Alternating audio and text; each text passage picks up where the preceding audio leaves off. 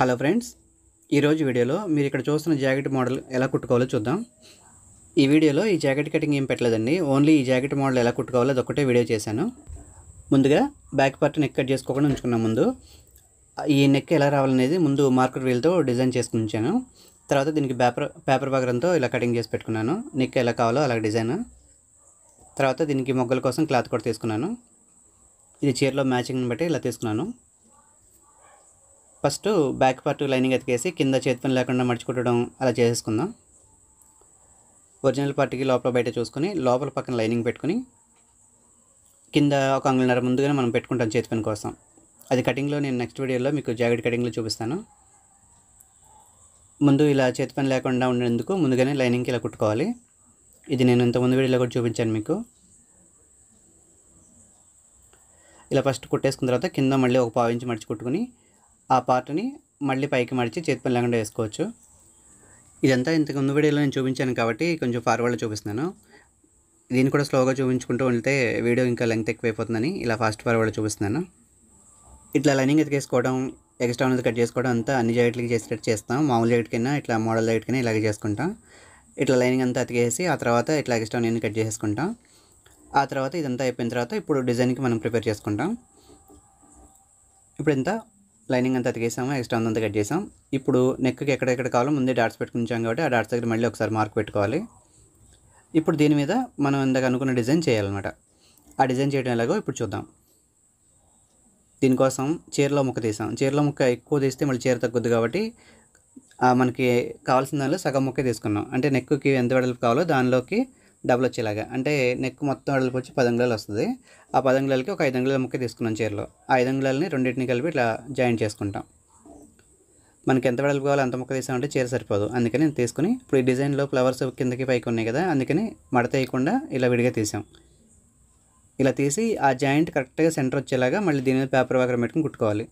ఈ జాయింట్ కరెక్ట్గా సెంటర్లో వస్తే అంతగా ఇబ్బందిగా కనిపించదు అనమాట. అదే సైడ్ ఎక్కడన్నా జాయింట్ వస్తే కనిపిస్తూ ఉంటుంది. అందుకని కరెక్ట్గా మధ్యలో వచ్చేలాగా వేసుకోవాలి జాయింట్. ఇలా వేసి ఆ ఖర్చు అంతా గీరేసుకుని ఇప్పుడు దీని మీద పేపర్ బక్రం పెట్టి కుట్టుకుందాం. ఈ పేపర్ బక్రం వేయటం వల్ల నెక్ షేప్ మనకి ఎలా కావాలో అలా కరెక్ట్గా వస్తుంది. ఈ బక్రం వేయకుండా డైరెక్ట్గా క్లాత్ తిప్పొచ్చు కానీ కోణాలు కరెక్ట్గా రావు, ముళ్ళు అవన్నీ కరెక్ట్గా రావు. అందుకని ఇలా బక్రం వేసుకుంటే బాగుంటుంది. దీనికన్నా మందంగా ఉండే బక్రం కూడా ఉంటుంది కానీ అది వేస్తే ఇంకా మరీ గట్టిగా ఉండి అంతగా నీట్గా ఉండదు. అందుకని పేపర్ బక్రం వేసుకోవాలి. ఈ పేపర్ బక్రం ఉతికిన తర్వాత మెత్తగా అయిపోయి మామూలుగా మనం బ్లౌజ్ కుట్టినట్టే ఉంటుంది. అదే మందంగా ఉండే బక్రం వేస్తే అది ఉతికిన తర్వాత కూడా గట్టిగానే ఉండి బాగోదు అనమాట. అందుకే ఇలా వేసుకోవాలి. దీన్ని కూడా మనం ఇస్త్రీ పెట్టి అతికించుకోవచ్చు. ఇస్త్రీ పెట్టి అతికిస్తే ఒక్కోసారి ఏమవుతుందంటే క్లాత్లు షింక్ అయిపోయి ముడతగా ఉంటుంది. అందుకని ఇలా మిషన్ కుట్టేసుకుంటే ఇబ్బంది లేకుండా ఉంటుంది. ఇట్లా ఇప్పుడు ముందుగా దీని మీద కూడా మనం అది మార్కర్ లైన్తో గీసుకున్నాం అనమాట. ఆ డిజైన్ మీద ముందు కుట్టేసుకుంటే మనకు కరెక్ట్గా లైన్ ఎక్కడ ఉందని తెలుస్తుంది. కింద పక్కన పై పక్కన వేసుకుని ఎక్స్ట్రా ఉన్న ఖర్చు ఒక పాదం ఖర్చు ఉంచుకొని మిగతా ఉన్న తీసేయాలి. ఇట్లా మొత్తం కింద పైన కుట్టేసుకుని ఎక్స్ట్రా ఉన్న క్లాత్ కట్ చేసుకుని ఇప్పుడు దీనికి మళ్ళీ మనం మొగ్గలు తయారు చేసి పెట్టుకోవాలి. ఇంకో విషయం ఏంటంటే ముందు దీని మధ్యలో మనం నెక్ కట్ చేయలేదు. ముందే కట్ చేస్తే ఈ బకరం కూడా సాగిపోద్ది, ఆ నెక్ షేప్ అవుట్ అయిపోవచ్చు. అందుకని మధ్యలో అలా ఉంచేసి మన పార్ట్ మీద కుట్టిన తర్వాత కట్ చేసుకోవాలి. మధ్యలో వచ్చే నెక్ షేప్ ఉంటుంది కదా, అది మనం బ్యాక్ పార్ట్ కుట్టిన తర్వాతే తీసుకోవాలి. ఇప్పుడు ఇలా తయారు చేసి పెట్టుకున్నాం. దీన్ని పాదం ఖర్చు ఉంచుకున్నాం. పైన కూడా ఎక్స్ట్రా ఉన్నది మొత్తం కట్ చేసేసుకోవాలి. ఇలా కుట్టేసి ఎక్స్ట్రా ఉన్నది కట్ చేసుకోవాలి. మళ్ళీ అది కట్ చేయకుండా వేస్తే నెక్ కిందకి అయిపోద్ది, డౌన్ అయిపోద్ది. అందుకని అలా వేసుకోవాలి. ఇప్పుడు ఇది మనం షేప్ ఎలా కావాలో అలా తయారు చేసుకున్నాం. దీన్ని పక్కన పెట్టుకుని ఇప్పుడు ఇంకా మొగ్గలు తయారు చేసుకుందాం. మొగ్గలు పెట్టడం కోసం నేనైతే ఇప్పుడు దీన్ని కొలవలేదు క్లాత్. మామూలుగా మీకు చెప్పాలంటే అంగుళన్నర వెడల్పు వచ్చేలాగా నేను కట్ చేసుకున్నాను. ఒక్కొక్క మొగ్గకి నిలువుగా అడ్డంగా అంగుళన్నర వెడల్పు వచ్చేలాగా ముక్కలు తీసుకున్నాను. ఆ ముక్కల్ని ఇప్పుడు నేను సమోసా టైప్లో మడిచి ఆ వీ షేప్లో తయారు చేసుకుంటాను. అది చూసుకోండి. ఇప్పుడు ఈ ముక్కలు ఏంటంటే విడిగా మన చీరలో మ్యాచింగ్ కోసం తీసుకోవాలి. అవి తీసుకుని ఆ పట్టు అయినా లేకపోతే టిష్యూ పట్టు అని ఉంటాయి, అవైనా వేసుకోవచ్చు. ఇప్పుడు నేను దగ్గర ఉన్న ముక్కని ఇలా కట్ చేసుకుని వీటిని అన్ని అంగుళన్నర వెడల్పు అంగుళన్నర పొడవు వచ్చేలాగా కట్ చేసుకుని వేసుకుంటున్నాను. అంటే ఇప్పుడు నేను టేప్తో కొలలేదు, నాకు అది ఐడియా తెలుసు కాబట్టి అలా చేశాను. ఇట్లా మొత్తం ముక్కున్నది మొత్తం అన్నీ కట్ చేసి పెట్టుకున్నాను. ఇప్పుడు వీటిని ఇప్పుడు సమోసా టైప్లో మడిచి ఫస్ట్ ఇలా సెంటర్ క్రాస్ మడిచి మళ్ళీ వాటిని మడిచి ఆ చివర ఈ చివర మళ్ళీ లోపలికి మడవాలి. ఇట్లా అన్నీ ఒకేలాగా వచ్చేలాగా అన్నీ ఒకే సైజులో వచ్చేటట్టుగా తయారు చేసుకోవాలి. మొత్తం ఈ క్లాత్ ఎంత ఉన్నాయో అన్నీ కూడా అలా తయారు చేసుకోవాలి. అంటే ఇంచుమించుగా ఇప్పుడు ఈ నెక్ వచ్చేసి ఒక 40 దాకా పట్టినాయి. ఇవన్నిటిని ఇలా కుట్టేసుకుని కట్ చేయకుండా అలా ఉంచేసుకోండి. విడిగా అన్నీ మళ్ళీ ఒకదానికి కట్ చేయక్కర్లేదు, అలా దండలాగా ఉంచేయచ్చు. ఇప్పుడు వీటిని బయట పక్క మనం మొగ్గలు పెడుతున్నాం. ఇందాక పాదం ఖర్చు ఉంచాం కదా, ఆ పాదం ఖర్చు ఉంచిన దగ్గర ఒక కుట్టు ఉంది కదా, మిషన్ కుట్టు కనిపిస్తుంది కదా, ఆ కుట్టు మీద కరెక్ట్గా వచ్చేటట్టుగా ఈ మొగ్గలు పెట్టుకుని, ఈ మొగ్గలు మొగ్గ షేప్ లోపల పక్కకు ఉండి ఖర్చు బయట పక్క ఉండేటట్టుగా, అంటే ఇప్పుడు నా కుడి పక్కకి ఖర్చు బయటకు ఉన్నాయి, అలా అన్నీ సమానంగా పెట్టుకోవాలి. ఇట్లా ఇప్పుడు ఈ నెక్ షేపు వీ షేప్ పెట్టాం. అది రౌండ్ నెక్ అయితే మొత్తం రౌండ్గా వేసుకొచ్చేయచ్చు. ఇది వీ షేప్ కాబట్టి ఏ మూలకి ఆ మూల విడివిడిగా కుట్టాలి. ఇప్పుడు నేను ఈ లైన్కి కుట్టుకొస్తున్నాను కదా, ఈ లైన్ చివరి దాకా వచ్చాక కట్ చేసేసి మళ్ళీ కింద వీ షేప్ది పెట్టుకోవాలి. ఇది ఇప్పుడు నేను చేస్తున్నాను కదా అలాగా. ఎందుకంటే ఒకేసారి తిప్పితే కరెక్ట్గా రాదు, ఇలా వేసుకుంటే ఈజీగా ఉంటుంది. ఇట్లా లైన్ అయిపోయిన తర్వాత మళ్ళీ అక్కడి నుంచి స్టార్ట్ చేసి ఈ లైన్ ఇంకా వేసుకోవాలి కిందది. అట్లా ఇటుపక్కది మొత్తం కింద మొత్తం 4 లైన్లు అట్లా వేసేసుకోవాలి. ఇలా కుట్టిన మొగ్గ మళ్ళీ తర్వాత ఏమవుతుందంటే మనం జాకెట్ అంతా కుట్టేసిన తర్వాత కొంచెం ఉతుకులు పడ్డాక పైకి తిరిగిపోద్ది. అలా తిరిగిపోకుండా ఉండడానికి దీనికి మళ్ళీ గోల్డ్ కలర్ పోస్టులు కుడతాం. అలా కుట్టడం వల్ల అది అందంగా కూడా ఉంటుంది జాకెట్కి.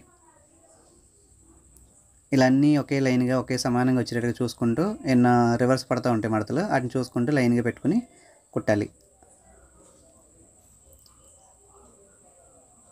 ఇట్లా మొత్తం కింద పక్క కూడా అయిపోయిన తర్వాత మళ్ళీ ఇటు పక్క క్రాస్ కూడా తిప్పుకొని కుట్టుకోవాలి. అదే రౌండ్ నెక్ అయితే ఇలా కట్ చేయక్కర్లేదు, మొత్తం దండగా ఉంచింది మొత్తం రౌండ్గా తిప్పుకుంటూ వేసుకుంటూ వచ్చేయచ్చు. ఇలా తర్వాత ఇప్పుడు ఈ సైడ్ కూడా వేసేసి మళ్ళీ తర్వాత ఇంకా నిలువుగా ఉంది కదా, ఆ నిలువు సైడ్ కూడా వేసేయాలి. ఇంకా లోపల పక్కన మనం ఈ మొగ్గలు పెట్టక్కర్లేదు.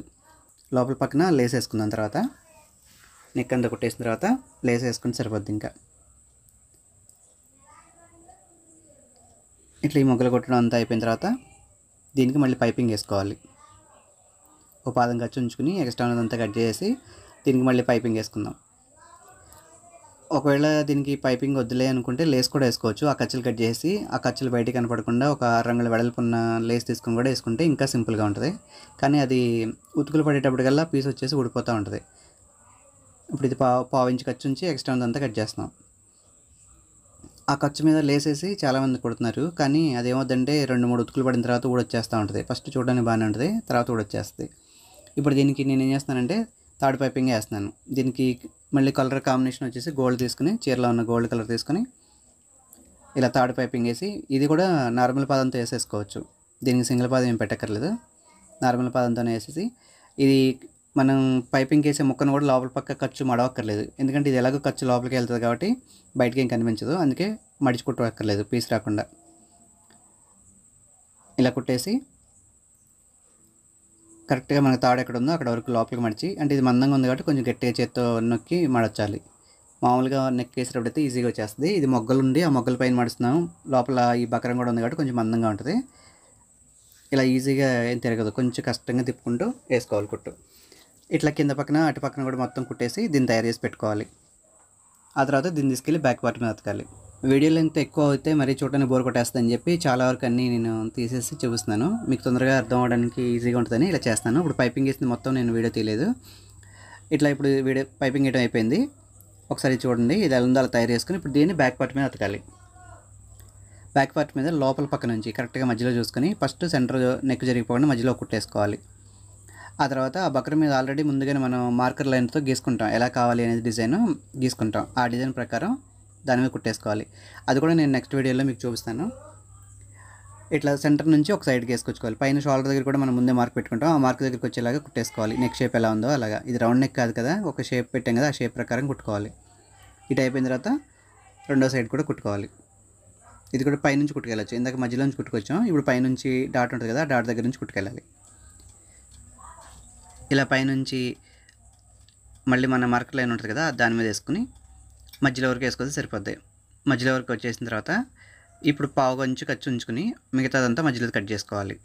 అలా కట్ చేసిన తర్వాత కత్తెరతో ఇలా డాట్స్ పెట్టుకోవాలి. మూలలో వీ షేప్ ఉన్న దగ్గర, రౌండ్ షేప్తో ఉన్న దగ్గర ఇట్లా పెట్టుకోవాలి. అలా పెట్టుకోకుండా పైకి తిప్పాలంటే తిరగదు, అందుకని ఇలా డాట్స్ పెట్టుకుని ఇప్పుడు నెక్ ఇలా ఉన్న గట్టిగానే ఉంటుంది. ఇంకా గట్టిగా ఉండాలంటే లోపల పక్క లైనింగ్ మీద మళ్ళీ ఎడ్జ్ కుట్టేయాలి.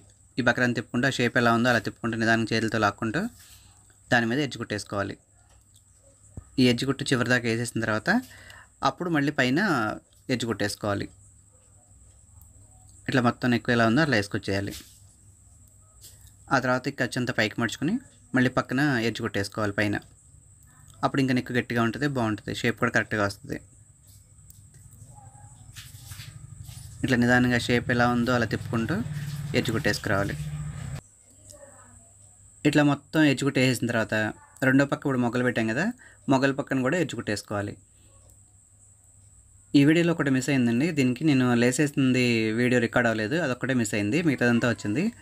ఇంకా బ్లౌజ్ కుట్టడం మొత్తం వీడియో పెడితే చాలా లెంగ్త్ ఎక్కువైపోతుంది, నేను పెట్టలేదు. మీకు బ్లౌజ్ కుట్టడం అంతా కావాలంటే నేను ఇంతకుముందు పెట్టిన వీడియోస్లో కూడా ఉన్నాయి, అవి చెక్ చేసుకోండి. ఇంకా నా ఛానల్లో లేడీస్ టైలరింగ్ సంబంధించి అన్ని వర్కులు ఇట్లా మోడల్స్ అన్నీ కుడుతూ ఉంటాను, అన్నీ పెడుతుంటాను.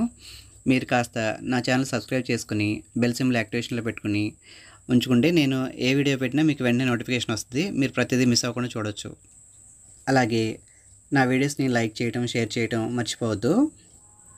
నా వీడియోస్ని చూసి మీరు లైక్స్ వేసి నన్ను ఇంకా ఎంకరేజ్ చేస్తూ ఉంటే నేను మీకోసం ఇంకా మంచి మంచి వీడియోలు చేస్తూ ఉంటాను.